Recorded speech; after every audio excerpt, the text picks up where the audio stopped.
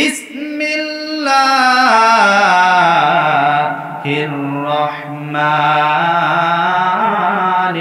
রহিম। ইন্নাল্লাহা ইয়া'মুরু বিল আদলি ওয়াল ইহসানি ওয়া ইতা'i যিল কুরবা ওয়া ইয়ানহা 'আনিল ফাহশাই ওয়াল মুনকারি ওয়াল বাগই ইয়া'iযুকুম লা'আল্লাকুম তাযাক্কারুন। আরো জোরে বলেন আল্লাহু আকবার। আল্লাহ রাব্বুল আলামিন মৌমাছিদের নামে সূরা নাজিল করলেন। কেন নাজিল করলেন? এই জায়গায় আমাদের জন্য একটি শিক্ষা আছে। আল্লাহ রাব্বুল আলামিন মৌমাছিদের নামে কেন সূরা নাজিল করলেন? কারণ হলো তারা কোনো জায়গায় বিশৃঙ্খলাভাবে বসবাস করে না, সব জায়গায় সুশৃঙ্খলভাবে একতাবদ্ধ হয়ে তারা বসবাস করে। এমনকি তাদের একজন আমির থাকে, নেতা থাকে, তারা ওই নেতাকে অনুসরণ করে। ওই নেতা যা বলবে সে অনুযায়ী তারা কাজকর্ম করে। যেমন মৌমাছিরা যারা মধু আহরণ করে, মধু সংগ্রহ করে, এদেরকে বলা হয় কর্মী। এই কর্মীরা মধু সংগ্রহ করার পরে এরা কিন্তু চাকে রাখতে পারবে না। এই সমস্ত মৌমাছিরা মধু সংগ্রহ করার পরে এদের উপরে যে মানুষটা বসে থাকে, ওই মানুষটার নাম হলো পিউপা। ওই পিউপার কাছে এই মধুগুলি তারা পার করে দেয়। দেওয়ার পরে ওই পিউপা বা এই মধুগুলি পরীক্ষা নিরীক্ষা করে দেখে এই মধুটা 100% আছে কিনা। যদি 100% থাকে তাহলে ওইটা আবার রানীর কাছে দেওয়া হয়। রানী আবার ওইটা পরীক্ষা নিরীক্ষা করে দেখে যে এই মধুটা 100% হয়েছে কিনা। যদি 100% না হয়, যদি একটু কম হয়ে যায়, ওই রানী তখন ওই মধুগুলি চাকে রাখার অনুমতি দেয় না। এই জন্য আমার ভাইরা, ওই রানী যখন অনুমতি দিবে এই কর্মীরা ওই মধুগুলি চাকে রাখতে পারবে। আমার প্রিয় বন্ধুগণ, এই জন্য যারা মধু সংগ্রহ করে এদেরকে বলা হয় কর্মী। এরা দেয় পিউপার কাছে, পিউপা দিবে রানীর কাছে। তার মানে এদের উপরে একজন নেতা, তার উপরে আরেকজন নেতা আছে। ওই নেতা যদি অনুমতি দেয় ওটা রাখতে পারবে, আর যদি অনুমতি না দেয় রাখতে পারবে না। তার মানে আল্লাহ পাক রব্বুল আলামিন এই মৌমাছিদের মাধ্যমে আমাদেরকে শিক্ষা জানাই দিচ্ছেন, ও দুনিয়ার মানুষেরা, তোমরা মৌমাছিদের কাছ থেকে একটু শিক্ষা গ্রহণ করো। তারা যদি বিশৃঙ্খলাভাবে থাকতে না পারে, কারণ তারা পৃথিবীর মানুষদেরকে জানায় দেয়, ও পৃথিবীর মানুষেরা, তোমরা যদি আমাদের মতো সুশৃঙ্খল হয়ে একতাবদ্ধ হয়ে যদি থাকতে পারো, তাহলে আমাদেরকে দেখো, আমাদের উপরে কেউ আক্রমণ করার সাহস পায় না। আর সারা বিশ্বের মুসলমান যদি আমরা এক প্ল্যাটফর্মে এসে একতাবদ্ধ হয়ে এক দলের অন্তর্ভুক্ত হয়ে যেতাম, কোন নাস্তিক বেঈমান রাম বামেরা মুসলমানদের উপর নেতৃত্ব করার সুযোগ পেত না। সুতরাং আজকের মাহফিল থেকে আমি আপনাদেরকে স্পষ্ট ভাষায় বলতে চাই, কে আওয়ামী লীগ করেন, কে চরমোনাই করেন, কে বিএনপি করেন, কে জামাতে ইসলাম করেন, ওটা দেখার টাইম নাই। এই মুহূর্তে সারা বিশ্বের মুসলমানদের উপরে দুর্দিন চলছে। সুতরাং সমস্ত দল মত ভুলে গিয়ে আমাদেরকে এক প্ল্যাটফর্মে আসার দরকার আছে না নাই? জোরে বলেন, আছে না নাই? মৌমাছি আমাদেরকে এই শিক্ষা দিচ্ছে। এরপরে আমরা একটু আয়াতের ভিতরে চলে যাই। রব্বুল আলামিন বললেন, আমার সঙ্গে সবাই তেলাওয়াত করুন, আউযু বিল্লাহি মিনাশ শাইতানির রাজিম, বিসমিল্লাহির রহমানির রহিম। ইন্নাল্লাহা ইয়া'মুরু বিল আদলি ওয়াল ইহসানি ওয়া ইতা'i যিল কুরবা ওয়া ইয়ানহা 'আনিল ফাহশাই ওয়াল মুনকারি ওয়াল বাগই ইয়া'iযুকুম লা'আল্লাকুম তাযাক্কারুন। আরো জোরে বলেন আল্লাহু আকবার। আল্লাহ রাব্বুল আলামিন এই জায়গায় ওয়াজ করেছেন। আল্লাহ বলেন, ইয়া'iযুকুম লা'আল্লাকুম তাযাক্কারুন। আল্লাহ বলেন, আমি তোমাদেরকে ওয়াজ করলাম, ও পৃথিবীর মানুষেরা, তোমরা আমার কাছ থেকে ওয়াজ শুনে নাও। ওয়াজ কিন্তু আইয়ুব আলী আনসারী করে না, ওয়াজ কিন্তু মাওলানা বজলুর রশিদ চাচা করে না, ওয়াজ কিন্তু সাব্বির রহমান করে না। ওয়াজ যেগুলি হয় সেগুলি করেন কে? গলা ফাটিয়ে বলেন কে? আওয়াজ দিয়ে বলুন কে? তার কারণ হলো আল্লাহ পাক রব্বুল আলামিনের ওয়াজে কোরআনের ভিতরে আছে। আল্লাহ বললেন, ও দুনিয়ার মানুষেরা, ওয়াজ করলাম আমি, কি ওয়াজ করলাম? তোমাদেরকে আমি আদেশ করলাম 3টা বিষয়ের প্রতি, আর তোমাদেরকে নিষেধ করলাম 3টা বিষয়ের প্রতি। তার মানে আমাদেরকে ওয়াজ শোনায় দিচ্ছেন তোমাদের জন্য, উপদেশ হলো তোমাদের জন্য, নির্দেশনা হলো ইন্নাল্লাহা, নিশ্চয়, ইয়ামুরু, এটা আমরের সিগা। আল্লাহ বলেন তোমাদেরকে আমি আদেশ করলাম। কি আদেশ করলেন এবার শোনেন? বিল আদল, তোমরা ন্যায় বিচার করো। জোরে বলেন, কি বিচার করো? ন্যায় বিচার করো। আল্লাহ বললেন, আমার ভাইরা, বিশ্বনবী মুহাম্মদুর রাসূলুল্লাহ সাল্লাল্লাহু আলাইহি ওয়াসাল্লাম হাদিসের ভিতরে বলেন, মুত্তাফাকুন আলাইহি থেকে একটি হাদিস বর্ণিত হয়েছে, কোন নেতা, কোন ব্যক্তি যদি নেতৃত্ব পাওয়ার পরে সে যদি ন্যায় বিচার করে, কিয়ামতের ময়দানে 7 শ্রেণীর মানুষকে রব্বুল আলামিন আরশের নিচে ছায়া দান করবে। এর ভিতরে 1 নাম্বার হলো ন্যায় পরায়ণ বাদশা। জোরে বলি সুবহানাল্লাহ।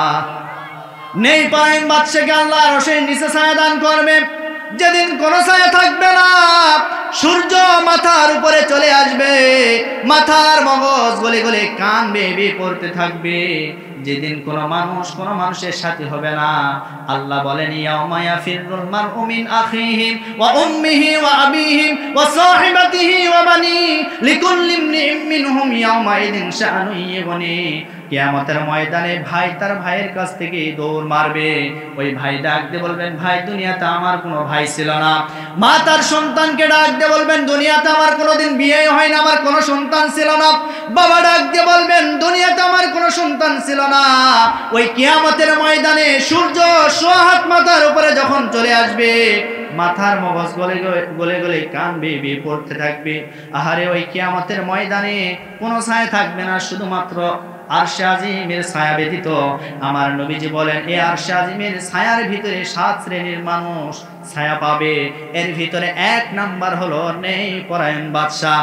এখন আপনাদের কাছে আমার প্রশ্ন হলো, আর সারা বিশ্বের দিকে আপনি তাকায় দেখেন, ন্যায় বিচার সারা পৃথিবী আছে না নাই? আছে। মানে কোথায় আছে? হ্যাঁ, একটা জায়গায় আপনি দেখান, কোথাও নাই ন্যায় বিচার। আজকে কোথাও পাবেন না। আজকে আপনি চেচনিয়ার মুসলমানদের দিকে তাকান, বসনিয়ার মুসলমানদের দিকে তাকান, কাশ্মীরের মুসলমানদের দিকে তাকান, আফগানিস্তানের মুসলমানদের দিকে তাকান, আজকে সিরিয়ার মুসলমানদের দিকে তাকান, মায়ানমারের মুসলমানদের দিকে তাকান, আজকে ইন্ডিয়ার মুসলমানদের দিকে তাকান, সর্বোপরি আমার বাংলাদেশের মুসলমানদের দিকে আপনি তাকায় দেখেন, কোন জায়গায় ন্যায় বিচার এখন পাচ্ছে না। কথা বলেন, কোন জায়গায় ন্যায় বিচার নাই।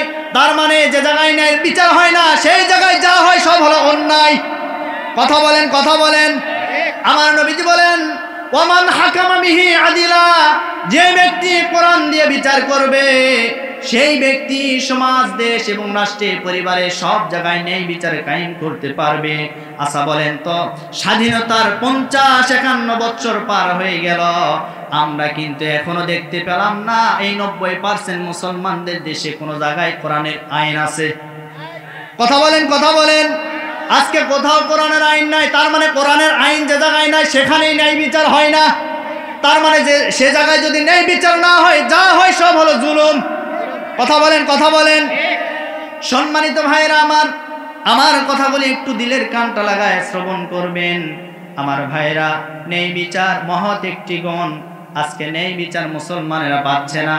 আজকে আপনি পরিবার, সমাজ, রাষ্ট্রে সব জায়গায় দেখবেন, টাকা যেই দিকে, ক্ষমতা যেই দিকে, সেই দিকে কিন্তু বিচার চলে যায়। কথা বলেন, কথা বলেন। টাকা যার আছে, ক্ষমতা যার আছে, এই দুইটা জিনিস থাকলে তার দিকে বিচার চলে যায়। তার মানে অসহায়, গরিব, দুস্থ মানুষগুলি আজকে অন্যায় ভাবে দিনের পর দিন, রাতের পর রাত আদালতে দেখবেন বিচারের জন্য তারা ধর্ণা ধরে, কিন্তু কোনো জায়গায় আজকে বিচার সঠিক পাচ্ছে না। তার কারণ তার হাতে ক্ষমতাও নাই, টাকাও নাই। এই কারণে তারা এখন সঠিক বিচার পাচ্ছে না। তার মানে আল্লাহর নির্দেশনা হলো তোমরা এক নম্বরে ন্যায় বিচার প্রতিষ্ঠা করো। আমার ভাইরা, আমার নবীজি কেমন বিচারক ছিলেন জানার দরকার আছে না নাই? আরো জোরে বলেন। সম্মানিত ভাইরা আমার, বিশ্ব নবী মুহাম্মদুর রাসূলুল্লাহ সাল্লাল্লাহু আলাইহি ওয়াসাল্লাম কেমন ন্যায় বিচারক ছিলেন একটু মনোযোগ সহকারে শুনেন। মদিনাতে একজন সম্ভ্রান্ত মহিলা, মাখজুমা গোত্রের একজন মহিলা, তার নাম ছিল ফাতেমা। এই ফাতেমা একজন সম্ভ্রান্ত বংশের মহিলা। সে চুরি করেছে, চুরি করার পরে ধরা পড়েছে। ধরা পড়ার পরে এখন রাসূলের দরবারে বিচার চলে গেল। আমার নবী যে কোরআন দিয়ে বিচার করবে, এখন কোরআনের বিচার হলো চোর চুরি করলে তার হাত কেটে দাও। এই বিধান কার? আওয়াজ দিয়ে বলেন কার? আপনারা কি ভয় পাচ্ছেন নাকি? এতগুলো মানুষ, আওয়াজ দেওয়ার দরকার আছে না নাই? জোরে বলেন। সম্মানিত ভাইরা আমার, আমি আগেই বলেছি মুসলমানদের কোনো অস্ত্র নাই, মুসলমানদের কোনো কামান নাই, কোনো বিমান নাই। মুসলমানদের একটাই শক্তি, লিল্লাহে তাকবীর, আল্লাহু আকবার। কথা বলেন ঠিক কিনা? সুতরাং আজকের মাহফিল থেকে স্পষ্ট ভাষায় বলতে চাই, তোমরা যতই আমাদের উপরে জুলুম নির্যাতন করো না কেন, আজ সারা বিশ্বের মুসলমানেরা নির্যাতিত অবস্থায় আছে। আমরা আজকের মাহফিল থেকে বলতে চাই, প্রয়োজনে মাথার পাগড়ি কোমরে খুলে আমরা মাঠে ময়দানে ঝাঁপিয়ে পড়ব, এরপরে কোনো বাতিলের কাছে মাথা নত করব না। কথা বলেন ঠিক কিনা? জিহাদের ওই ময়দানেতে যেতে তোমাকে হবে, প্রয়োজনে সব রক্তটুকুন জমিনে ঢেলে দেবে। আল্লাহু আকবার। জিহাদের ওই ময়দানেতে যেতে তোমাকে হবে, প্রয়োজনে সব রক্তটুকুন জমিনে ঢেলে দেবে। তবুও তোমায় লড়তেই হবে, করবে না কোনো ভয়। বিপ্লব মানে জীবন দিয়া বসে থাকা নয়, সে কোনো দিন আসবে না রে করো যদি ভয়। বিপ্লব মানে জীবন দিয়া বসে থাকা নয়, সে কোনো দিন আসবে না রে করো যদি ভয়। আসবে বিজয়, রক্ত আর জীবনের বিনিময়। আল্লাহু আকবার। হাত তুলে বলেন আল্লাহু আকবার। আসবে বিজয়, রক্ত আর জীবনের বিনিময়। বিপ্লব মানে জীবন দিয়া বসে থাকা নয়, সে কোনো দিন আসবে না রে করো যদি ভয়। বিপ্লব মানে জীবন দিয়া বসে থাকা নয়, সে কোনো দিন আসবে না রে করো যদি ভয়। কোথা থেকে কোন ভিন দেশে শকুন আসলো আমার দেশে, সেবার নামে বসলো তারা মীর জাফরের বেশে। কথা বলেন, কথা বলেন। কোথা থেকে কোন ভিন দেশে শকুন আসলো আমার দেশে, সেবার নামে বসলো তারা মীর জাফরের বেশে। ওদের করতে নাস্তানাবুদ হতে হবে নির্ভয়, ওদের করতে নাস্তানাবুদ হতে হবে নির্ভয়। বিপ্লব মানে জীবন দিয়া বসে থাকা নয়, সে কোনো দিন আসবে না রে করো যদি ভয়। বিপ্লব মানে জীবন দিয়া বসে থাকা নয়, সে কোনো দিন আসবে না রে করো যদি ভয়। আসবে বিজয়, রক্ত আর জীবনের বিনিময়। আল্লাহু আকবার। আসবে বিজয়, রক্ত আর জীবনের বিনিময়। বিপ্লব মানে জীবন দিয়া বসে থাকা নয়, সে কোনো দিন আসবে না রে করো যদি ভয়। লিল্লাহে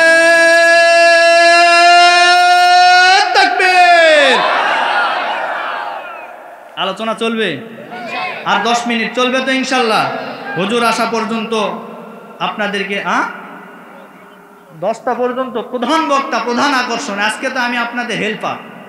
আমি আপনাদের কি, ওই যে আপনি যখন কালায় যান, যাওয়ার পরে দেখেন না হেল্পারের কাজ কি, হেল্পার খালি ডাকে জয়পুর জয়পুর জয়পুর জয়পুর, বগুড়া বগুড়া বগুড়া বগুড়া, এরকম বলতে বলতে মুখের ফেনা তুলে ফেলে দেখবেন 10 মিনিট পর ড্রাইভার সাহেব একটা পান মুখে দিয়ে হেল্পারকে বলে, তুই এখন সর, আমি ড্রাইভার ধরবো, টিয়ারিং ধরবো। কথা বলেন, এটা হলো ড্রাইভারের কাজ। তো আমি চিল্লাইতে চিল্লাইতে ফাটাইতে ফাটাইতে লোকজন যখন এক জায়গায় করব, প্রধান বক্তা এসে আমাকে বলবে, তোর টাইম নেই এখন সর, আমি এখন টিয়ারিং ধরবারছি। কথা বলেন, কথা বলেন। এজন্য আমরা হলাম যারা দ্বিতীয় মেহমান, তৃতীয় মেহমান হয়, এরা হলো হেল্পারের মতো। কষ্ট পাইলেন? কষ্ট হচ্ছে? আলোচনা চলবে তো চলবে। আল্লাহ কবুল করেন। সকলে বলে আল্লাহুম্মা আমিন। তাহলে আল্লাহর ওয়াজ 1 নম্বরে ন্যায় বিচার করা। কি বিচার করা? জোরে বলেন। আমার ভাইরা, বিশ্ব নবী জনাবে মুহাম্মদুর রাসূলুল্লাহ সাল্লাল্লাহু আলাইহি ওয়াসাল্লামের কাছে এই সম্ভ্রান্ত মহিলার বিচার চলে গেল। আমার নবীজি এখন কোরআন দিয়ে বিচার করবে। এইদিকে সাহাবায়ে কেরামরা সবাই আতঙ্কিত হয়ে গেল, এই মহিলার যদি বিচার করে আমাদের মান সম্মান থাকবে না, আমরা নিরাপদেও থাকতে পারবো না। এইরকম করতে করতে চিন্তিত অবস্থায় যখন ছিলেন, তারা করলেন কি ওসামা বিন যায়েদ রাদিয়াল্লাহু তাআলা আনহুকে ডাকলেন তাদের কাছে। ডাকার পরে বললেন, ও ওসামা, তোমাকে একটা দায়িত্ব নিতে হবে। দায়িত্বটা হলো এই, তুমি আমাদের রাসূলের কাছে চলে যাবা, আমাদের নবীজির কাছে তুমি যাবা। যাওয়ার পরে ওই মহিলার বিচার যেন আমার নবীজি একটু লাঘব করে, একটু যেন কম করে, এর জন্য তুমি একটু আমার নবীজির দরবারে সুপারিশ করবা। ওসামা বিন যায়েদ রাদিয়াল্লাহু তাআলা এবার করলেন কি, আমার নবীজির দরবারে চলে গেলেন। যাওয়ার পরে আমার নবীজিকে ডাক দিয়ে বলেন, ইয়া রাসূলুল্লাহ, ইয়া হাবিবাল্লাহ, আপনি আপনার কান পর্যন্ত একটা ঘটনা চলে এসেছে, আমরা সবাই বুঝতে পেরেছি, জানতে পেরেছি। এই যে মাখজুমা গোত্রের সম্ভ্রান্ত এই মহিলার বিচার আপনি কোরআন দিয়ে করবেন, কিন্তু সাহাবায়ে কেরামরা আমার মাধ্যমে আপনার কাছে একটা দাবি জানিয়েছে। দাবিটা হলো এই, আপনি বিচার করবেন ঠিক, কিন্তু বিচারটা একটু নরমাল করবেন, একটু কম করবেন। যেই না ওসামা বিন যায়েদ এই কথা বললেন, বলার পরে আমার নবীজি বললেন, ও ওসামা, তুমি কান খাড়া করে শুনে নাও, শুনে নাও। তুমি বলো তো, মাখজুমা গোত্রের যে মহিলা চুরি করেছে, ওই মহিলা ধরা পড়েছে কিনা, তার সাক্ষী আছে কিনা? ওসামা বললেন, ইয়া রাসূলুল্লাহ, অবশ্যই ওই মহিলা চুরি করার পরে ধরা পড়েছে, সাক্ষীও আছে। তবে আমার নবীজি বললেন, যেহেতু একজন চোর চুরি করার পরে ধরা পড়েছে, তার সাক্ষী প্রমাণ সব মিলিয়ে গিয়েছে, অতএব এই জায়গায় আমার কম বিচার করার কোনো দরকার নাই। কারণ হলো আমার হাতে রয়েছে আল্লাহর কোরআন, আমি কোরআন দিয়ে বিচার করতে চাই। ও ওসামা, ওসামা, তুমি শুনে নাও, শুনে নাও। এই জায়গায়, এই মদিনাতে আমার মেয়ে যদি ফাতেমাও চুরি করত, আর এই জায়গায় আমি বিচারক হিসেবে যদি থাকতাম, আমি নবী হিসাবে তখন বিচার করতাম, এমন ভাবে বিচার করতাম, বিচারক হিসাবে বিচার করতাম, আমি নবীর মেয়ে ফাতেমার হাত পর্যন্ত আমি কেটে ফেলতাম। আল্লাহু আকবার বলতে পারেন নাই? আমার ভাইরা, ওসামা এবার চলে গেলেন সাহাবীদের কাছে। যাওয়ার পরে সব ঘটনা বললেন। বলার পরে আর কোন সাহাবী আমার নবীজির দরবারে আসার সাহস পেলেন না। এইবার ওই সম্ভ্রান্ত মহিলার বিচার শুরু হয়ে গেল। বিচার হলো, চোর চুরি করলে হাত কেটে দাও, এই বিধান কার? জোরে বলেন, কার? আজকে কি এই বিচার আমার সমাজে আছে? জোরে বলেন। আজকে চোর চুরি করে ধরা পড়ার পরে ও যখন জেলখানায় চলে যায়, পরবর্তী সময়ে ডাকাত হয়ে বের হয়ে আসে। কথা বলেন। ডাকাত হয়ে যদি ধরা পড়ার পর আবার জেলখানা যায়, বড় সন্ত্রাসীদের লিডার হয়ে বের হয়ে আসে। কথা বলেন ঠিক কিনা? বর্তমান সমাজের ভিতরে কোনো বিচার নাই। কারণ বিচার, এই কোরআনের বিধান কায়েম করবে কারা? যারাই করবে তারাই তো সবচাইতে বড় চোর। কথা বলেন না কেন? তারাই তো বড় চোর। সুতরাং কোরআনের বিচার আমরা চাই কি চাই না? জোরে বলেন, চাই কি চাই না? তাহলে এক নম্বর আল্লাহর ওয়াজ, ন্যায় বিচার করো। কি বিচার করো? কার ওয়াজ এটা? এটা কি আমি আইয়ুব আলী আনসারীর ওয়াজ? আল্লাহর ওয়াজ এটা। এটা তো নবীজির বিচার। এরপরে সাহাবায়ে কেরামদের বিচারের দিকে একটু লক্ষ্য করে দেখুন। খোলাফায়ে রাশেদার হযরত ওমর ইবনুল খাত্তাব রাদিয়াল্লাহু তাআলা আনহু, তিনি কেমন ন্যায় বিচারক ছিলেন জানার দরকার আছে না নাই? জোরে বলেন। খলিফার মসনদে হযরত ওমর যখন বসেছিলেন, খলিফার মসনদে বসেছিলেন, সে সময় একজন কাজী ছিল, কাজী শুরাই রহমতুল্লাহ আলাইহি। তিনি ছিলেন একজন তাবি, সাহাবী ছিলেন না। এই কাজী শুরাই দুইজন খলিফার বিচার করেছেন। একজন হচ্ছে ওমর, দ্বিতীয়জন হচ্ছে আলী। সুবহানাল্লাহ বলতে পারেন না? আচ্ছা বলেন তো, কোন রাষ্ট্রপ্রধান, সরকার যদি ক্ষমতায় থাকার পরে তার বিচার যদি করা হয়, বলেন তো আপনি বাহিরে থাকবেন না ভিতরে ঢুকবেন? জোরে বলেন না কেন? সরকার তো দূরের কথা, আপনার আশেপাশে মেম্বারের সাথেও আপনি কথা বলতে পারবেন না। তার ভাব সাব দেখলে মনে হয় অনেক কিছু হয়ে গেছে। আপনি কি হয়ে গেছেন? কি হয়ে গেছেন? আমাদের সমাজটা এমন হয়ে গেছে, দেখবেন একজন মেম্বারের জমিতে যদি কোনো আপনার ফসল নষ্টকারী কোনো প্রাণী, যেমন ধরেন গরু গেছে, যাওয়ার পরে এখন এই গরুটা সব ক্ষেত নষ্ট করে ফেলেছে। এই গরিব অসহায় মানুষ এই গরুটা নিয়ে ওই মেম্বারের কাছে চলে গেল। যাওয়ার পরে বললেন, মেম্বার সাহেব, এই যে দেখেন আপনার গরুটা আমার ফসল নষ্ট করে ফেলেছে, আমার অনেক ক্ষতি হয়ে গেছে মেম্বার সাহেব, যদি আমার বিচারটা একটু আপনি করতেন। তখন এই মেম্বার সাহেব ভাব সাব নিয়ে বলে কি জানেন, যে আমার গরু তোমার খেতে গেছে, এটা তো তোমার ভাগ্য ভালো। কি বলে? তোমার তো এটা ভাগ্য ভালো যে আমার গরু তোমার খেতে গেছে। সম্মানিত ভাইরা আমার, এইরকম বিচার আজ আমার সমাজের ভিতরে শুরু হয়ে গেছে। সাহাবায়ে কেরামরা কেমন বিচার করতেন, হযরত ওমর ইবনুল খাত্তাব রাদিয়াল্লাহু তাআলা আনহু কেমন বিচার করেছেন, এমনকি তার নামেও তার আদালতে মামলা দায়ের করেছেন একজন ঘোড়াওয়ালা। জোরে বলেন কে? আওয়াজ দিয়ে বলুন। আমার ভাইরা এবার শুনে, একটু মনোযোগ সহকারে শুনুন। খলিফার মসনদে হযরত ওমর ইবনুল খাত্তাব রাদিয়াল্লাহু তাআলা আনহু তিনি যখন খলিফার মসনদে বসেছিলেন, এমন সময় একজন ঘোড়াওয়ালা, এই ঘোড়াওয়ালা নেওয়ার পরে 4-5 কিলো হযরত ওমর চলে গেছে। যাওয়ার পরে এই ঘোড়াটার সামনের দিকে চলতে পারে না, এই ঘোড়া মাটির সঙ্গে একেবারে পাটা লেগে গেল, যত পিটায় আর সামনের দিকে যায় না।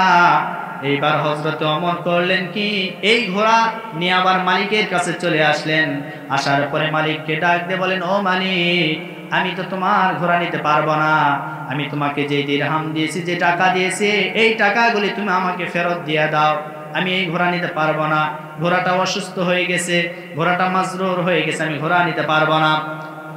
আমার ভাইরা এবার খলিফা এই কথা বলার পরে ওই ঘোড়াওয়ালা ডাক দিয়ে বলেন, ও খলিফা, আমি আপনাকে যে সময়ে ঘোড়া দিয়েছিলাম ওই সময় আমার ঘোড়া সুস্থ ছিল, আমার ঘোড়া সবল ছিল, আমি আপনার কাছ থেকে এই ঘোড়া ফেরত নিতে পারবো না।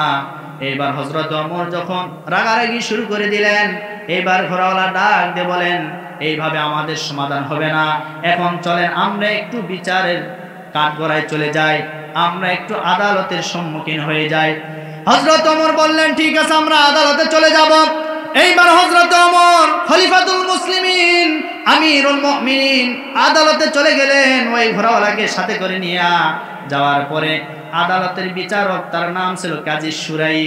এই কাজী শুরাই খলিফাতুল মুসলিমিন ওমর ইবনুল খাত্তাবকে দেখার পরে সে লাফ দিয়ে চেয়ার থেকে দাঁড়িয়ে গেল, ডাক দিয়ে বলেন, আবু খলিফা, আপনি তো এখন খলিফার মসনদে বসে আছেন, আপনি আমার কাছে কেন এসেছেন?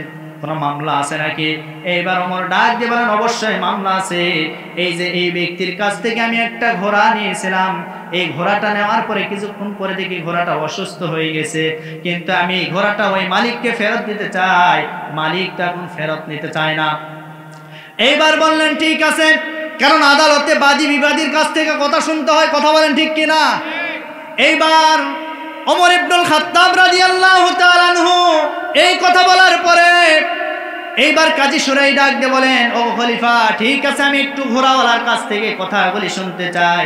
এইবার ঘোড়াওয়ালাকে ডাক দিয়ে বলেন, ও ঘোড়াওয়ালা, খবর কি? খলিফা যা বলেছে সেটা সত্য না মিথ্যা? এইবার ওই ঘোড়াওয়ালা ডাক দিয়ে বলেন, ও কাজী, ও বিচারক মহোদয়, খলিফা যা বলেছে সব ঠিক আছে, কিন্তু এখানে একটা সমস্যা হয়ে গেছে। আমার কাছ থেকে খলিফা যখন ঘোড়াটা ক্রয় করে নিয়েছে, ওই সময় আমি খলিফাকে সুস্থ সবল ভালো একটি ঘোড়া দিয়েছিলাম, কিন্তু কিছু দূর যাওয়ার পরে এই ঘোড়াটা যখন অসুস্থ হয়ে গেল, এই অসুস্থ ঘোড়া আবার আমার কাছে ফিরে নিয়ে এসেছে। আমি যখন বিক্রি করেছিলাম ঘোড়াটা সুস্থ ছিল, কিন্তু কিছু দূর যাওয়ার পরে যখন অসুস্থ হয়ে গেছে আমার কাছে ফেরত নিয়ে এসেছে, আমি এই ঘোড়া নিতে চাই না। এইবার ওই কাজী খলিফাতুল মুসলিমিন ওমর ইবনুল খাত্তাবকে ডাক দিয়ে বলেন, ও খলিফা, এই ঘোড়াওয়ালা যা বলেছে সত্য কথা নাকি? খলিফা বললেন, অবশ্যই সত্য কথা, আমি তার কাছ থেকে যখন ঘোড়াটা ক্রয় করেছিলাম, ক্রয় করার পরে এই ঘোড়াটা সুস্থ ছিল, সবল ছিল, এই ঘোড়া কিছু দূর যাওয়ার পর অসুস্থ হয়ে গেছে। এইবার কাজী ডাক দিয়ে বলেন, খলিফা, আপনি যা করেছেন, যা করতেছেন এটা অন্যায় কাজ। কারণ হলো, আপনি যেই ঘোড়াটা ক্রয় করার পরে কিছুক্ষণ পরে এই ঘোড়া যাওয়ার পরে অসুস্থ হয়ে গেল, অসুস্থ হয়ে যাওয়ার পর আপনি আবার ফেরত দিতে চান। এখন আপনার কাছে আমার প্রশ্ন হলো, ও খলিফা, আপনি বুকে হাত দিয়ে বলুন তো, আপনি আপনার জীবনের গ্যারান্টি কি আপনি দিতে পারবেন? সুবহানাল্লাহ বলতে পারেন না? ও খলিফা, আপনি কি আপনার জীবনের গ্যারান্টি দিতে পারবেন? এইবার খলিফাতুল মুসলিমিন ওমর ইবনুল খাত্তাব রাদিয়াল্লাহু তাআলা আনহু অঝর নয়নে কান্না শুরু করে দিলেন। কাঁদতে কাঁদতে বিচারককে বললেন, ও বিচারক, তুমি একেবারে আমার কলিজায় হাত দিয়েছো। না না না, আমি তো আমার জীবনের গ্যারান্টি দিতে পারবো না।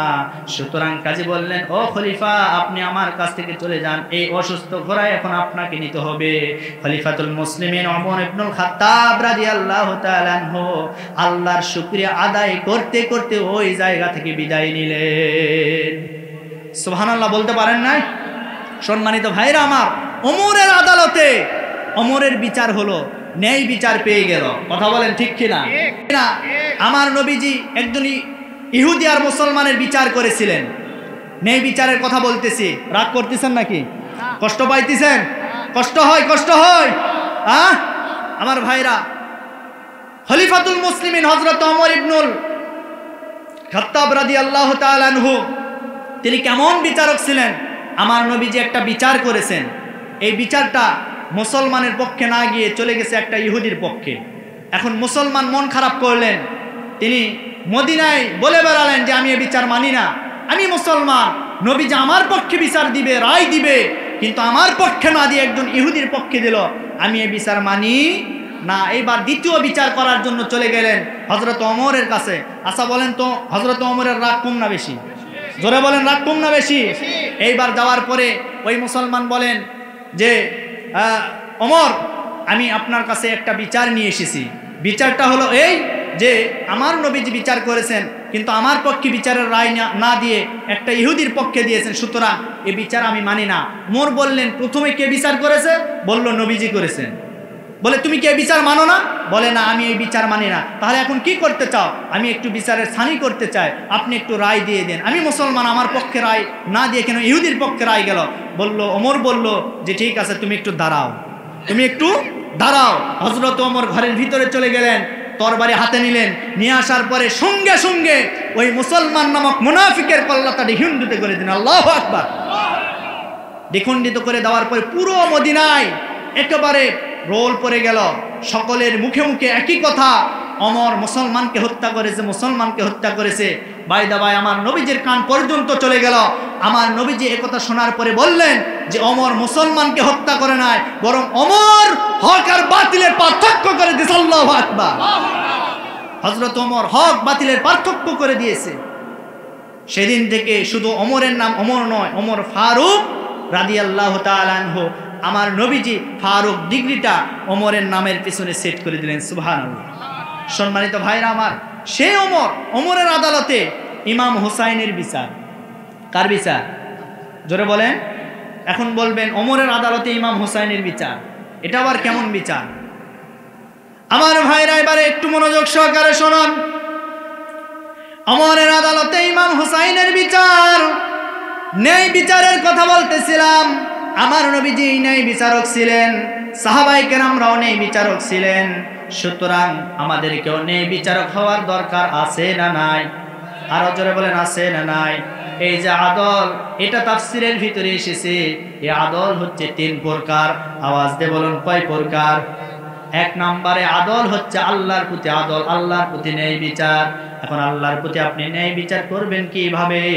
আমার ভাইরা, এই পৃথিবীর সমগ্র রূহগুলিকে আমার রব্বুল আলামিন তার কাছে ডেকে নিয়ে কিন্তু বলেছিল, আলাস্তু বিরব্বিকুম, আমি কি তোমাদের রব নয়? আমি কি তোমাদের প্রভু নয়? সেই দিন কিন্তু আমরা সবাই বলেছিলাম, ক্বালু বালা, হ্যাঁ আপনি আমাদের রব, আপনি আমাদের প্রভু। এই কথা বলার পরে আমরা দুনিয়াতে চলে আসলাম। আসার পরে আমাদের জ্ঞান বুদ্ধি হয়ে গেল, আমাদের নাম হলো, আমাদের যশ খ্যাতি, কেউ আমাদেরকে চিনত না, এমন একটা সময় অতিবাহিত হয়ে গেছে, আমাদের সব কিছু হয়ে গেল। অথচ এরপরেও আমরা আল্লাহকে আর রব বলে মানি না। আজান হয়, নামাজের মুসল্লায় দাঁড়িয়ে নামাজ আদায় করি না। কথা বলেন, কথা বলেন। আমরা রবকে রব বলে মানতে পারি না। আমার ভাইরা, এই জায়গায় আল্লাহর সাথে ন্যায় বিচার হচ্ছে না। সুতরাং আল্লাহর সাথে আদল করতে চাইলে দৈনিক মুয়াজ্জিন যখন 5 বার আযান দিবে, আপনাকেও 5 ওয়াক্ত নামাজ আদায় করতে হবে। আপনি যদি 5 ওয়াক্ত নামাজ আদায় করতে পারেন, আল্লাহর সাথে আপনি ন্যায় বিচার করতে পারবেন। আর যদি 5 ওয়াক্ত নামাজ না আদায় করেন, আল্লাহর সাথে ন্যায় বিচার করতে পারলেন না। 2 নম্বরে সৃষ্টির সাথে ন্যায় বিচার। 2 নম্বরে সৃষ্টির সাথে ন্যায় বিচার। আপনার সামনে আল্লাহর কোনো প্রাণী যদি মৃত্যু শয্যায় ঢলিয়ে পড়ে, পানির জন্য যদি পিপাসার্ত হয়ে যায়, আপনার কাজ হলো ওই প্রাণীটিকে এক ফোঁটা পানি দিয়ে তার জীবনটা বাঁচানো, এটা আপনার দায়িত্ব। তার মানে সৃষ্টির প্রতি আপনি ন্যায় বিচার করতে পারলেন। আর 3 নম্বরে জনগণের প্রতি ন্যায় বিচার। জনগণের প্রতি ন্যায় বিচার, যে বিচারটা আজ আমার সমাজে নাই, কথা বলেন ঠিক কিনা? এই ন্যায় বিচারের কথা বলেছেন, ন্যায় বিচার তোমরা কায়েম করো। আমার ভাইরা, হযরত ওমর ইবনুল খাত্তাব রাদিয়াল্লাহু তাআলা আনহু, তার আদালতে ইমাম হুসাইনের বিচার মনে আছে নাকি? আমার ভাইরা, ওমরের ছেলে আব্দুল্লাহ আর নবীজির নাতি ইমাম হুসাইন একই বন্ধু মানুষ, এক জায়গায় খেলা করতেছিল।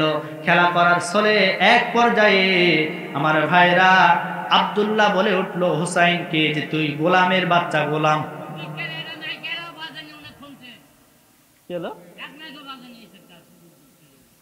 কি কয় দেখেন তো, ও একটাও বাজেনি। এটা আবার কোন বিচার? হ্যাঁ,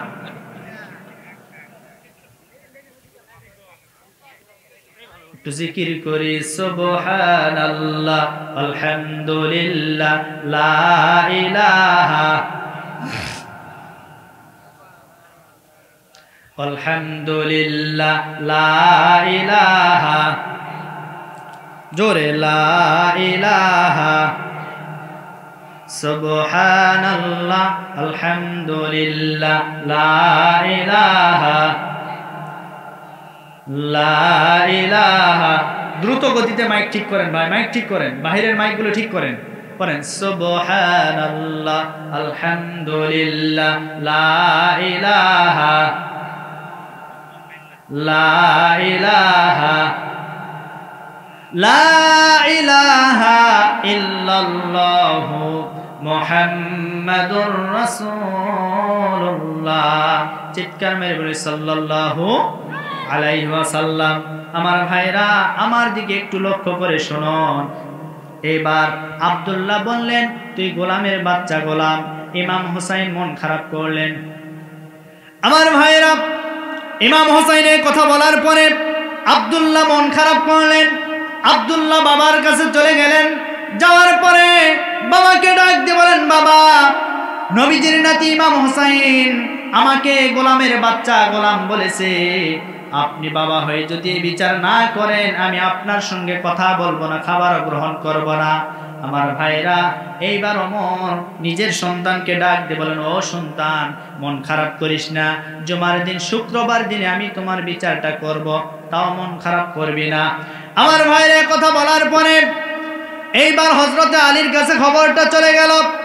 আলীকে ডাক দিয়ে বলেন, আলী, আমি শুনতে পেলাম তোমার ছেলে হুসাইন নাকি আমার ছেলেকে গোলামের বাচ্চা গোলাম বলেছে, তুমি কি এটা শুনেছ? আলী রাদিয়াল্লাহু তাআলা আনহু ডাক দিয়ে বলেন, না না না, আমি তো এটা শুনি নাই, তবে তোমার সন্তানকে একটু শাসন করো, তার কাছ থেকে একটু জিজ্ঞাসা করে নিও। এইবার আলী নিজের সন্তান হুসাইনকে ডাক দিয়ে বলেন, হুসাইন, তুমি নাকি ওমরের ছেলে আব্দুল্লাহকে গোলামের বাচ্চা গোলাম বলেছো, কেন বলেছো একটু জানতে চাই।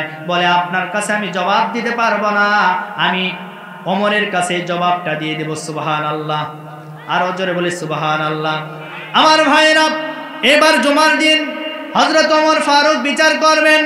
তার কারণ হলো জুমার মেম্বরে তিনি খলিফাতুল মুসলিমিন, একদিকে খলিফা, অপরদিকে তিনি মসজিদের নববীর ইমামতির দায়িত্ব গ্রহণ করেছেন। আমার ভাইরা, সমস্ত মুসল্লিদের উদ্দেশ্যে তিনি বললেন, ও মুসল্লিরা, আমি আজকে নতুন একটি বিচার করতে চাই। বিচারটা হলো নবীজির নাতি ইমাম হুসাইনের বিচার আমি আজকে করব।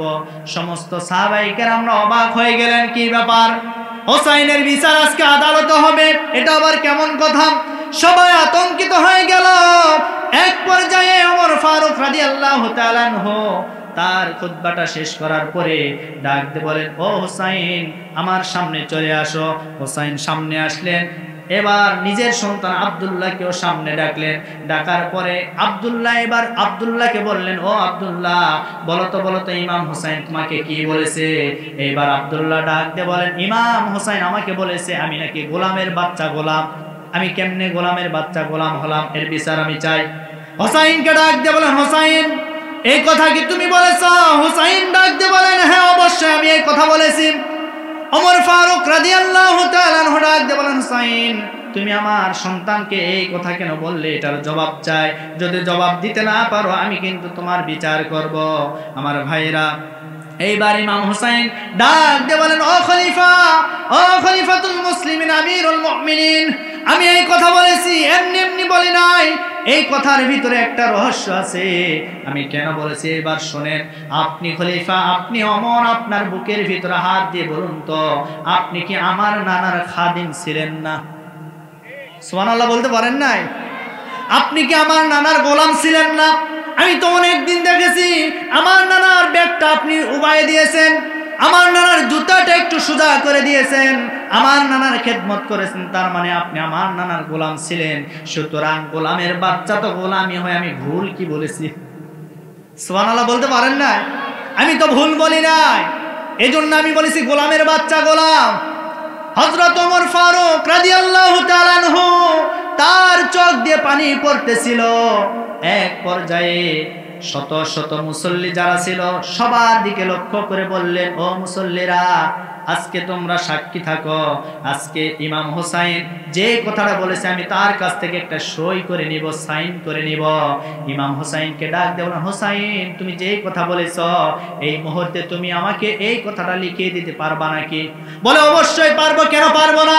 আমার দেখা জিনিস, আমি দেখেছি আপনি আমার নানার খাদিম ছিলেন, গোলাম ছিলেন। আল্লাহু আকবার। কেন আমি পারবো না? জলদি করে খাতা কলম নিয়ে আসেন। এইবার খলিফাতুল মুসলিমিন হযরত ওমর ফারুক রাদিয়াল্লাহু তাআলা আনহু এইবার খাতা কলমটা নিয়ে আসলেন। নিয়ে আসার পরে ইমাম হুসাইনের হাতে দিলেন। ইমাম হুসাইন হাতে নেওয়ার পরে এইবার ওই জায়গায় সই করে দিলেন, ওমর ছিল আমার নানার খাদিম, ইতি ইমাম হুসাইন। এই কথাটা আস্তে করে লিখে দিলেন। লিখে দেওয়ার পরে এবার ওমর ফারুক রাদিয়াল্লাহু তাআলা সমস্ত মুসল্লিদের দিকে একটু উঁচু করলেন। উঁচু করার পরে বললেন, ও মুসল্লিরা, আজকে তোমরা সাক্ষী থাকো, তোমরা সাক্ষী থাকো। ইমাম হুসাইন আজকে আমাকে বলেছে আমি নাকি নবীর খাদেম ছিলাম, আমি নাকি নবীর খাদেম ছিলাম। ও সাহাবীরা, ও মুসল্লিরা, তোমরা আজকে সাক্ষী থাকো। আমি ওমর, আমি তো দুনিয়াতে থাকবো না, আমিও একদিন মারা যাব, সবাই মারা যাবে, আমিও মারা যাব। তবে আমি ওমর, আমি তোমাদেরকে বলি, আমি যেই দিন মারা যাব, মারা যাওয়ার পরে এই কাগজের টুকরাটা আমার কাফনের কাপড়ের ভিতরে একটু ঢুকাইয়া দিবা। সুবহানাল্লাহ বলতে পারেন না? সাহাবারা বললেন, খলিফাতুল মুসলিমিন আমিরুল মুমিনিন, আপনি এই কথা কেন বললেন? আপনার কাফনের কাপড়ের ভিতরে এই কাগজের টুকরাটা প্রবেশ করাই দিব, এর অর্থটা কি আপনি একটু জলদি করে বলুন।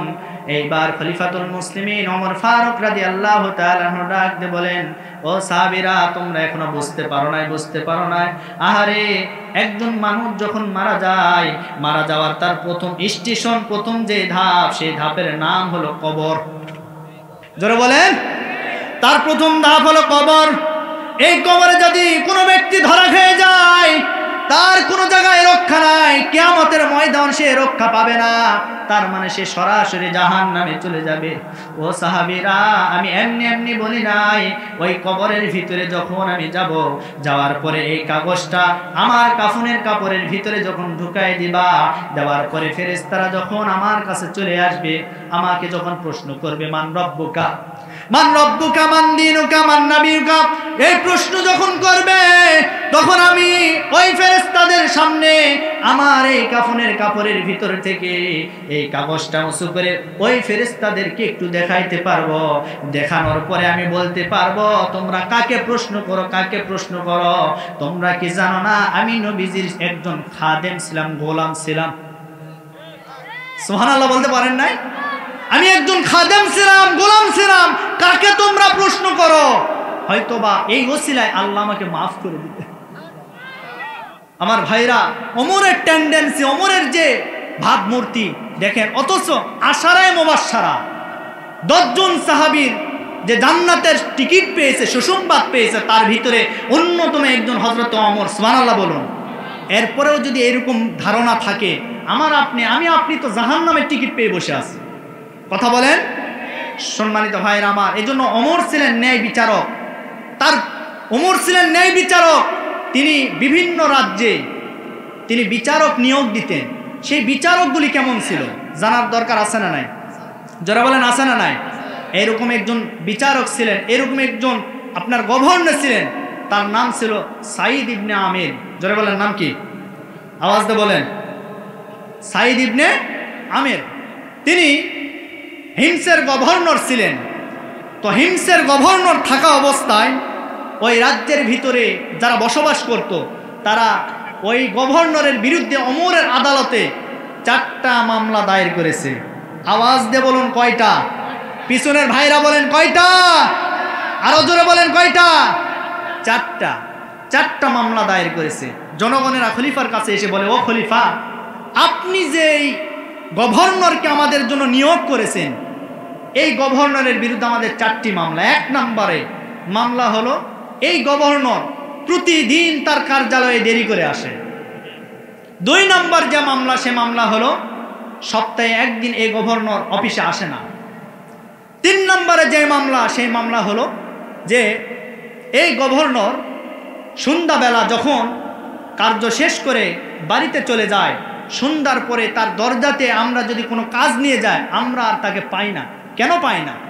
4 নম্বরে মামলা হলো যে তিনি মাঝে মধ্যে অফিসে তার কার্যালয়ে অজ্ঞান হয়ে যায়, জ্ঞান হারিয়ে ফেলে। কেন এই মামলা দায়ের করলেন? আমার ভাইরা, এইবার হযরত ওমর ওই গভর্নরকে তার কাছে তলব করলেন, ডাকলেন। ডাকার পরে বললেন যে সাঈদ, তোমার নামে, তোমার যে রাজ্যের যারা জনগণ আছে তারা তোমার নামে মামলা দিয়েছে 4টা। এর ভিতরে 1 নম্বর মামলা হলো যে তুমি প্রতিদিন কার্যালয়ে দেরি করে যাও কেন? আমি জবাব চাই তোমার কাছে। আমার ভাইরা, সাঈদ ইবনে আমিরকে কথা বলার পরে এবার সাঈদ ইবনে আমির 2 চোখের পানি ছেড়ে দিয়েছে, কান্না শুরু করে দিয়েছে। ডাক দিয়ে বলেন, খলিফাতুল মুসলিমিন, ইয়া আমিরাল মুমিনিন, আমি প্রতিদিন কার্যালয়ে দেরি করে যাওয়ার হলো অন্যতম একটি কারণটা হলো আমি একজন গভর্নর, কিন্তু আমার বাড়িতে কোনো কর্মচারী নাই। আমি নিজে একজন কর্মচারী, আমার সন্তানগুলি বেশি। এরপরে আমার বাড়িতে এই সন্তানগুলিকে লালন পালন করতে গিয়া, এই সন্তানদের খেদমত করতে গিয়ে আমার একটু সময়টা পার হয়ে যায় বেশি। এই কারণে কার্যালয়ে যেতে আমার একটু দেরি হয়ে যায়। সুবহানাল্লাহ বলতে পারেন না? 1 নম্বরে উত্তর তিনি দিয়েছেন। 2 নম্বরে সাঈদ ইবনে আমিরকে ডাক দিয়ে বলেন, বুঝলাম তুমি তোমার সন্তানদেরকে দেখাশোনা করার জন্য তোমার কার্যালয়ে যেতে দেরি হয়, কিন্তু 2 নম্বরে তোমার কাছে প্রশ্ন হলো, তুমি সপ্তাহে 7 দিনে 7 দিনের ভিতরে একটা দিন তুমি কার্যালয়ে যাও না কেন? এই কারণটা কি আমাকে একটু জানাতে হবে। এইবার সাঈদ ইবনে আমির বলেন, ও খলিফা, আপনি হয়তো জানেন না, আপনার সামনে এই মুহূর্তে আমি যে পোশাক পরিধান করে আছি, আমি একজন গভর্নর হওয়া সত্ত্বেও আমার কাছে দ্বিতীয় আর কোনো পোশাক নাই। আমার কাছে দ্বিতীয় কোনো পোশাক নাই। সপ্তাহে আমি যে কয়দিন কার্যালয়ে আমি কাজ করি, অফিস আদালতে আমার দায়িত্ব পালন করতে গিয়ে আমার এই শরীরের কাপড়গুলি ময়লা হয়ে যায়, আর এই ময়লা কাপড় নিয়ে আমি জুমার দিন সালাত আদায় করতে পারি না। আমার নবীজি নিষেধ করেছেন। সুতরাং ওই একটা দিন আমার কাপড়গুলি আমি নিজে পরিষ্কার করে, আল্লাহু আকবার, আমি নিজে পরিষ্কার করে, এই জন্য সপ্তাহে একটা দিন আমার কার্যালয়ে আসতে একটু সমস্যা হয়ে যায়। এইবার খলিফাতুল মুসলিমিন আমিরুল মুমিনিন চোখের পানি ছেড়ে দিয়ে ডাক দিয়ে বলেন, ওগো প্রভু, ওগো আমার আল্লাহ, আমি এমন একটা গভর্নর তৈরি করলাম, এমন একটা গভর্নরকে আমি চাকরি দিয়েছি, আল্লাহ তোমার ভয় যদি না থাকতো এই কাজগুলি সে করতে পারতো না। আমার ভাইরা, এবার খলিফাতুল মুসলিমিন হযরত ওমর রাদিয়াল্লাহু তাআলা আনহু ডাক দিয়ে বলেন, সাঈদ ইবনে আমির, তোমার কাছে 3 নাম্বার প্রশ্ন হলো। 3 নাম্বার প্রশ্ন হলো, তুমি যে রাত্রিবেলা কার্য সম্পাদন করার পরে ঘরের ভিতরে চলে যাও, ঘরের ভিতরে যাওয়ার পরে তোমার এলাকার কিছু মানুষ আছে, গরিব অসহায় মানুষ, তোমার কাছে একটু কোনো কাজ নিয়ে যায়, কিন্তু জরুরি কাজ তোমার কাছ থেকে পায় না, কোনো সাড়া পায় না, তুমি দরজাটা খোলো না কেন, আমি একটু জানতে চাই। এইবার আবার চোখের পানি ছেড়ে দিয়ে বলেন, ইয়া আমিরাল মুমিনিন, ওগো খলিফা, এর জবাব হলো, আমি সারাটা দিন আমার কার্যালয়ে আমি কাজকর্ম করার পরে আমি যখন বাড়িতে যাওয়ার পরে আমার ফ্যামিলিকে একটু সময় দিতে হয়। সময় দেওয়ার পরে ওগো খলিফা, আমি তো তেমন হয়তো ইবাদত বন্দেগী করতে পারি না, দিনের বেলা আমার অফিসে কাজ করতে আমার সময়গুলি পার হয়ে যায়, কিন্তু সন্ধ্যাবেলা আমার ফ্যামিলিকে সময় দেওয়ার পরে আমি ওযু বানায় যাই নামাজের মুসল্লায় আল্লাহর সঙ্গে একটু কথা বলা শুরু করে দে। আমি আল্লাহর সঙ্গে একটু কথা বলি, আমি নামাজ আদায় করি, এরপরে আল্লাহর সঙ্গে কথা বলি, আমি আল্লাহর ইবাদত করি, আল্লাহকে আল্লাহর কাছে আমি আমার যাবতীয় সমস্যার কথা বলি। এই কথাটা যখন বললেন খলিফার চোখেও পানি চলে আসলো। এইবার সর্বশেষ বললেন, ও সাইদ, এইবার তোমার কাছে ৪র্থ নাম্বার প্রশ্ন হলো, এইবার বলো তো তুমি মাঝে মধ্যে একটা দিন তুমি কার্যালয়ে অজ্ঞান হয়ে যাও কেন, বেহুশ হয়ে যাও কেন? এইবার চোখের পানি ছেড়ে দিয়ে বলেন, ইয়া আমিরাল মুমিনিন, ও খলিফা, আপনি হয়তো জানেন না, আমার একজন ভাই ছিল, তার নাম ছিল খুবাইব রাদিয়াল্লাহু তাআলা আনহু। আমি সেই সময় একজন ইহুদি ছিলাম, আমার ভাই মুসলমান হয়েছিল, কিন্তু মুসলমান হয়ে যাওয়ার পরে আমার ভাইয়ের উপরে যে জুলুম নির্যাতন শুরু হয়েছিল, আহারে ওই জুলুম নির্যাতনের দৃশ্যটা দেখার পরে আমি অজ্ঞান হয়ে যাই। এইবার বললেন, ওগো খলিফা, কেমন জুলুম নির্যাতন করা হয়েছিল এইবার একটু মনোযোগ সহকারে শুনুন। খলিফা ডাক দিয়ে বলেন, ইয়া আমিরাল মুমিনিন, আমার ভাই খুবাইবকে যখন আমরা রশি দিয়ে বেঁধেছিলাম, রশি দিয়ে বাঁধার পরে খুবাইবকে বলেছিলাম, ও খুবাইব, হয় ঈমান সার নইলে জীবনের মায়া সার, হয় ঈমান সার নইলে জীবনের মায়া সার। কিন্তু খুবাইব সেই দিন ঈমান সারে নাই। আল্লাহু আকবার, আরো জোরে বলে আল্লাহু আকবার। যাসে মর সব নিয়ে যাও, ঈমান আমার নিও না। আল্লাহু আকবার। যাসে মর সব নিয়ে যাও, ঈমান আমার নিও না। ঈমান সারা ও গো প্রভু মরণ আমায় দিও না, যাসে মর সব নিয়ে যাও, ঈমান আমার নিও না। খাব্বাবেরি খাঁটি ঈমান পড়ে গেল দেহটা, সেই ঈমানটা রক্ষা করতে নিঃস্ব হল জীবনটা। সেই ঈমান এত দামি জাহেলরা বোঝে না, যাসে মর সব নিয়ে যাও, ঈমান আমার নিও না। যাসে মর সব নিয়ে যাও, ঈমান আমার নিও না। জোরে বলে আল্লাহু আকবার। সেই দিন আমার ভাই বলেছিল, আমার জীবন দিতে রাজি আছি, ঈমান বিক্রি করতে রাজি নাই। ও খলিফা, এরপরে আমরা ভেবেছিলাম সে যখন ঈমান ছেড়ে দিবে না, ঈমান ছাড়তে পারবে না, তখন আমরা মক্কার জমিনে তাকে জেলখানায় বন্দি করেছিলাম। জেলখানার ভিতরে বন্দি করার পরে এক পর্যায়ে তাকে কোনো খানা দেওয়া হইতো না, খাদ্য খাবার তার সামনে কোনোদিন পরিবেশন করা হইতো না। এইভাবে 3 মাস অতিক্রান্ত হয়ে গেল। কিন্তু আমি আমার ভাইকে দেখার জন্য প্রতিদিন একটা নজর তার কাছে যাইতাম, কিন্তু যখন তার কাছে আমি দেখার জন্য যাইতাম, দেখতাম তার সামনে আঙ্গুরের যে ফলগুলি আছে, আঙ্গুর আছে, ওই আঙ্গুরের একটা বড় একটা ডালি, বড় একটা ডিশ তার সামনে যেন ঝুলতে থাকে। আল্লাহু আকবার। ও খলিফা, আমার ভাই ওই আঙ্গুরগুলি খাইতো আর নিজের জীবনকে রক্ষা করেছিল। এইভাবে 3 দিন অতিক্রান্ত হয়ে গেছে, এইভাবে 3 মাস অতিক্রান্ত হয়ে গেছে। 3 মাস যখন অতিক্রান্ত হয়ে গেল, আমরা পরামর্শ করলাম কি করা যায়। আমরা তো খুবাইবকে না খেয়ে দুনিয়া থেকে বিদায় করতে পারবো না, কে যেন তার কাছে খাদ্যটা পরিবেশন করতেছে। এইরকম পরামর্শ করতে করতে এক পর্যায়ে আমরা করলাম কি, খুবাইবকে শুলের ভিতরে চড়ায় আমরা তাকে দুনিয়া থেকে বিদায় করব। এই সিদ্ধান্ত আমরা যখন নিলাম, নেওয়ার পরে আমরা করলাম কি, খুবাইবকে আমরা বললাম তুমি মৃত্যুর জন্য প্রস্তুত হয়ে যাও, তুমি মৃত্যুর জন্য প্রস্তুত হয়ে যাও, তোমাকে মৃত্যুদণ্ড দেওয়া হবে। আমার ভাইরা খলিফাতুল মুসলিমিন এই কথাগুলি শুনতেছিল আর চোখ বেয়ে বেয়ে পানিগুলি পড়তেছিল। সাইদ ইবনে আমের খলিফাকে ডাক দিয়ে বলেন, ও খলিফা, আপনি শুনলে আরো আশ্চর্য হয়ে যাবেন। আমার ভাই খুবাইবকে যখন আমরা মৃত্যুদণ্ড দেওয়ার জন্য রায় পাশ হয়ে গেল,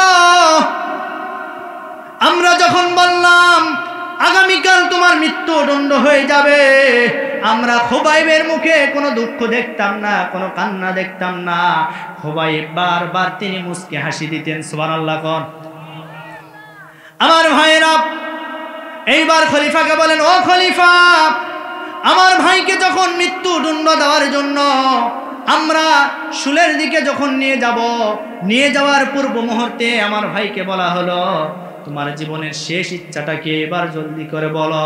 আমার ভাই সেই দিন বলেছিল, আমাকে তোমরা 5 মিনিট সময় দাও, আমাকে একটু ওযু করার সময় দিয়ে দাও, আমি একটু ওযু করতে চাই, ওযু বানাইতে চাই, আমি একটু আমার রবের সামনে দাঁড়িয়ে আমি একটু কথা বলতে চাই। আল্লাহু আকবার।